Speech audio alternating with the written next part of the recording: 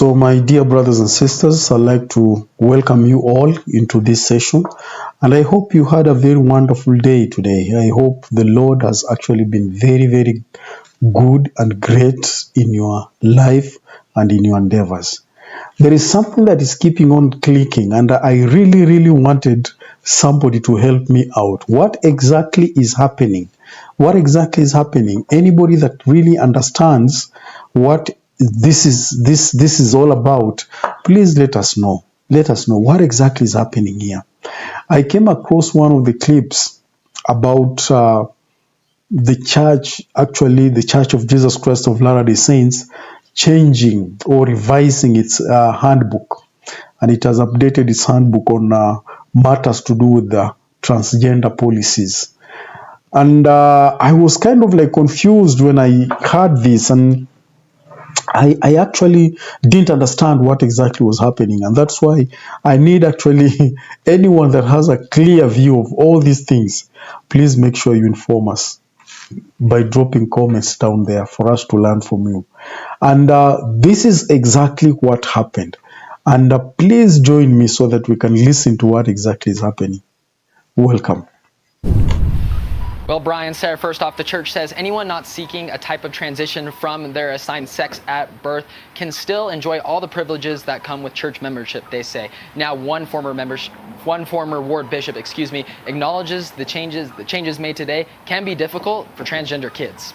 I'm going to be supportive of the church, its doctrine, its leaders, and not advocating for changes, but I just recognize also that is painful for transgender Latter-day Saints because they can't fit in this binary. Richard Ostler hosts Listen, Learn, and Love, a podcast where LGBTQ plus church members share their experience. I had to listen to trans people to better understand how to support trans people and the reality of their situation. Church leaders say they're against people pursuing surgical and medical transitions, or a person changing their names, pronouns, or the way they dress. The disciple of Christ is to validate your pain, sit with you in your pain, and listen to your story, and not say things like you're overthinking this or you should not feel this way. Transgender people may be hurt by these statements and by these restrictions. Updates in the church's general handbook say taking these actions will lead to some church membership restrictions.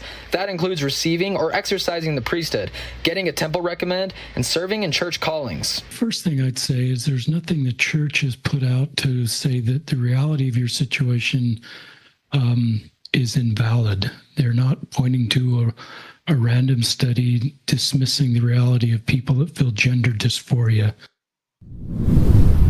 The First Presidency says anyone is still welcome to attend sacrament meeting, even if they do transition from their assigned sex at birth. Reporting live from Temple Square, Jonathan May, ABC4 News. Can somebody just really help me? Because I'm so much confused here. Very, very much confused. That guy, I don't know, is he still the bishop? Because they referred to him as a bishop. Is he still the bishop in his ward or something?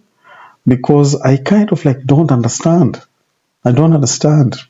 Why will somebody be so much concerned over people who chose, to change that which the Lord had actually created them to be? And then they come into this mortal life and they change themselves. That is like mocking God, That is like mocking God, insulting God. To me, that is blasphemy. That is blasphemy. And the bishop still advocates for these people. I can't even.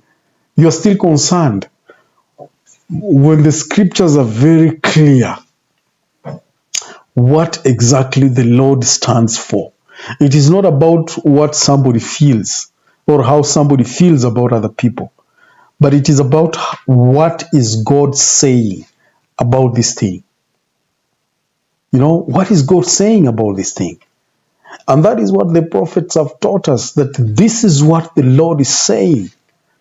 I look at the teachings all the way from the prophet Joseph Smith, the recent teachings from Elder Darlene H. Hawks and Elder Darlene H. Hawks, Elder Jeffrey R. Holland has taught profoundly about these things.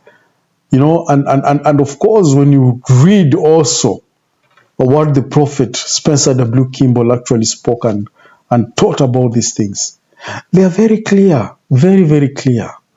I do not understand why a bishop will be so much concerned about the so-called wherever people and say how they will be hurt over the review of the General Handbook of Instruction.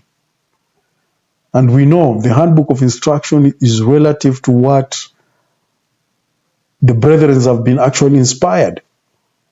You know, it's relative to what the brethren have been inspired. And the Handbook of Instruction leads us to what the Savior himself will actually speak. But I don't understand why a bishop will say that these changes will hurt these people who've chosen to, you know, transform themselves.